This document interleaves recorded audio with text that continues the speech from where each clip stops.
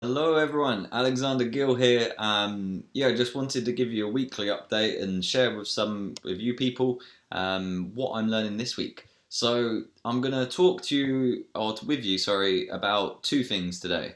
So passion and emotion. And I know emotion does come in as passion can be seen as that. But what I really wanted to converse and to get across is really that if you let your feelings or emotions run your life, then you'll fail as success takes work and courage. So, with that, you have to have fear to have courage also because it's like yin and yang, but you have to conquer that fear, and fear is just false evidence appearing real. So, I wanted to give you a bit of an analogy. There was once somebody was making breakfast, and their two friends, the chicken and the pig, they said they would help out. The chicken gave an egg, whereas the pig gave its body, so it went all in. They had an egg and bacon sandwich, but the pig went all in. So when you say about going all in, you don't want to give yourself up to that self delusion or self deception, sorry, of that you're all in. When you're all in means you're going all in. You're giving it your all.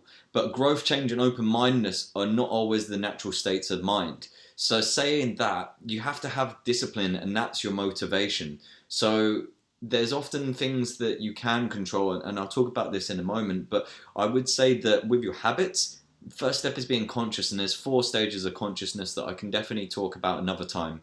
But your discipline is your motivation, so make these habits obvious, make it easy, habit stack. If you haven't read James Clear, habit stacking is 101 of just how to up your ante of your life. But all of these, where you make it obvious, it's there. Don't go out there and try and change the world on your first day of growth.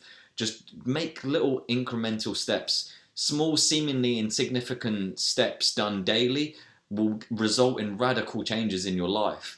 The second part, so I've not really touched on passion there, but I want to say that passion follows commitment. So this is where I was talking about habits. So you have to be all in. You have to be giving it everything, and then that's where your passion comes in. Passion doesn't come from sat there going, "Oh, I'll suddenly change the world by doing this." I really want you to pass on some information just to give that burning desire to go out there and do it and be accountable to yourself.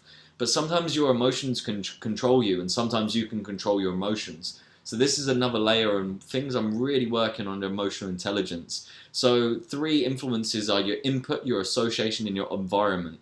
So we can talk about emotional planning and these types of things, but in essence, what are you putting in? Who are you associating with? And what is your environment like? Are they setting you all up for success? So I feel that with passion and emotions and all of these, the refusal of giving up. You just got to not with the chicken. The chicken was sort of in, but that pig was in. So just refuse to give up and get in there with your grit of your determination of who you are. Ideas don't move on, but your emotions do. So if I went out of and lived my life on emotions, I don't know where I'd be, but I know that I wouldn't be going where I'm going. You can control your thoughts, your habits, and your actions. So get in there. Start to control all of this. And you have to be stronger than your strongest excuse. I feel that there's many things that we could definitely talk about there, but in essence, you've got to just be who you are and knowing your who, knowing your identity. And I can definitely do another one of these on that. These are all things that I've been learning this week and really implementing and reflecting on. I think reflection's a huge part. So yeah, I wanted to give this out to share there, and I also wanted to finish on a quote. So Albert Einstein, many of you probably know who Albert Einstein is. He may have, brought up a few laws out there, a few things. He said that the significant problems we face today cannot be solved at the same level of thinking we were at when we created them. I wanted to leave that with you. What problems are you trying to think and solve, and what perspective have you got? Thank you.